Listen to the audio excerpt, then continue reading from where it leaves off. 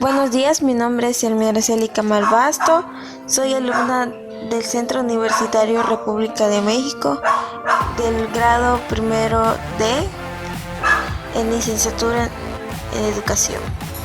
Les hablaré un poco acerca de el conflicto estudiantil de 1968 y 1971. El primer suceso fue la masacre del 2 de octubre de 1968. Fue un suceso traumático para los estudiantes universitarios en Ciudad de México. Militares usaron sus armas para terminar con una protesta estudiantil en la plaza de Tlatelolco, la cual dejó cientos de muertos, heridos, desaparecidos y detenidos.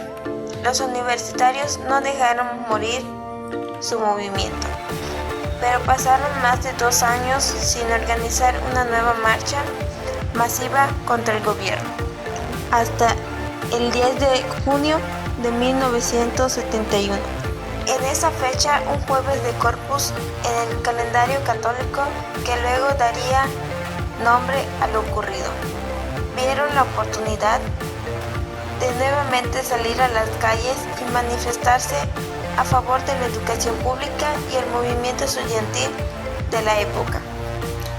Testimonios de manifestantes ese día dicen que la emoción era mucha. Era volver a tomar las calles que les había intentado arrebatar en 1968. Entonces, el 10 de junio era volver a tomar las calles y tenía un simbolismo muy importante. Le explicaba a BBC Mundo de historiador Camilo Vicente Ovalle.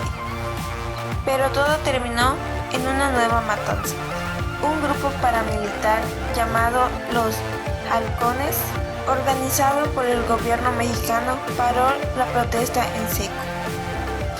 A las agresiones con palos le siguió el uso de armas de fuego. Incluso los heridos fueron rematados en las salas de emergencia de los hospitales, donde entonces se conoció a lo ocurrido como el Halconazo o la masacre del jueves de Corpus. Un hecho que incluso una fiscalía especial calificó décadas después como genocidio, pero por el que nadie fue condenado. El movimiento de la protesta. La protesta del jueves de Corpus se dio en respaldo a los estudiantes de la Universidad Autónoma de Nuevo León, del norte del país, que se había ido a huelga por conflictos con el gobierno estatal. Le sumaron sus propias demandas, como la liberación de presos políticos y la democratización de la educación pública.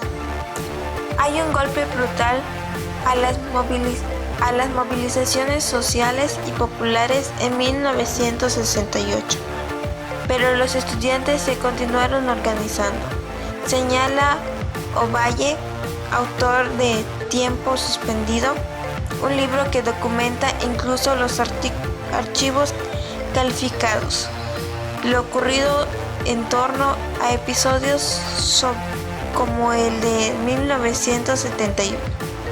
Los universitarios en la ciudad de Monterrey pidieron la solidaridad del resto del país, así que los alumnos de la Universidad Nacional Autónoma de México, UNAM, y el Instituto Politécnico Nacional, IPN, las dos instituciones superiores más importantes del país, respondieron al llamado. En ese contexto, alumnos de la UNAM y del IPN convocaron la marcha del 10 de junio, el inicio del ataque. A las 4 de la tarde, la protesta dio inicio con unos 10,000 estudiantes concentrados en el casco de Santo Tomás, uno de los campus de la IPN. Planeaban caminar hacia el Zócalo, la plaza más importante de la Ciudad de México. Era una marcha autorizada. Entonces los estudiantes se encuentran calles bloqueadas por granaderos y políticos que impiden que avancen la marcha o que tomen otras calles. Esta vez no eran uniformados de policías del departamento del DIF federal, DDF, ni del ejército, los que intentaban romper la protesta, como en 1968. El ataque vino de jóvenes vestidos de civil que encargaron contra el contingente estudiantil. Víctor Guerra, uno de los líderes estudiantiles de la época, relata que él estaba integrándose a la marcha cuando empezó todo. Vi que la policía se bajaba de sus vehículos para apoyar a los halcones. Vi cómo les proporcionaban varas de bambú minutos después de que empezaron los disparos, explicó Guerra en la agencia estatal mexicana Notimex. Fue una ratonera, como luego reconociera el coronel Manuel Díaz Escobar, entonces funcionario del DDF. Los halcones fueron financiados y capacitados por el gobierno. El militar también había estado al frente del batallón Olimpia, que atacó a los estudiantes de la marcha de 1968. El remate en hospitales. La manifestación se dispersó al transcurrir los siguientes minutos. Muchos estudiantes intentaron esconderse en las escuelas, negocios y viviendas de la zona, pero ni los heridos que habían llegado a clínicas como el Hospital Rubén Leñero estuvieron a salvo.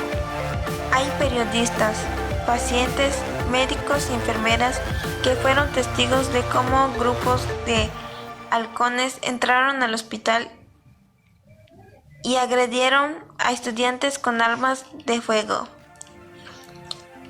La acción se calificó como el remate de los heridos, un genocidio descalificado. El líder estudiantil Félix Hernández dice que si bien la represión de 1968 no se justifica y no se entiende, la del 10 de junio se entiende menos. El gobierno decidió no utilizar a la tropa uniformada. Entonces utilizó a los halcones, un grupo paramilitar que sin embargo estaba formado por exmilitares o militares en activo. En una primera reacción, la Procuraduría General de la República indicó que en base en una investigación había determinado que un grupo de estudiantes estaba armado. Muchos de los integrantes portaban palos, varillas y otras armas, dijo la PGR al diario El Universal. Otro grupo cargó contra los manifestantes y fue cuando se provoca una riña colectiva en la que se dispararon armas de diverso calibre. El alcalde Alfonso Martín y su jefe de policía, Rogelio Flores, renunciaron a sus cargos. El presidente Luis Echeverría ordenó su investigación. 50 años después, nadie ha sido juzgado ni encarcelado por lo ocurrido. En la década del 2000, el gobierno de México creó una fiscalía especial para investigar sucesos como el de 1971. Se intentó que el expresidente Echeverría fuera procesado por genocidio. La Suprema Corte determinó que ese delito no había prescrito para Echeverría y su secretario de Gobernación, Mario Moya Valencia, por lo que podía ser juzgados. Pero consideró que no se aterrizaba el delito de genocidio, sino de homicidio simple, que sí había prescrito luego de transcurrir más de 30 años de lo ocurrido. El 71 fue una repetición del 68. Sostiene, fue una parte de la estrategia contrainsurgente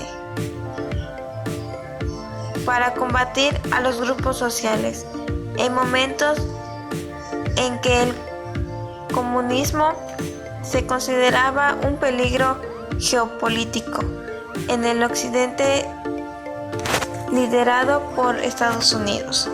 No fueron eventos excepcionales, medidas exageradas de fuerza. Era parte de la estrategia contrainsurgente que el gobierno tenía desplegada, señala el historiador. Hoy, a simple vista, parece un error volver a cometer una masacre, pero no. En esos años había una estrategia en la que los sucesos de 1968 y 1971 cobran sentido. Pues eso es todo de mi parte. Para concluir, puedo decir que la masacre de 1968 y 1971 fue un movimiento que trajo decenas de estudiantes muertos. Y aparte dejó un historial negro en el gobierno de Díaz Ordaz, ya que él no hizo nada para poder investigar cuál fue el motivo por el cual empezó el ataque hacia los estudiantes. Espero que les sirva de mucho esta información y gracias.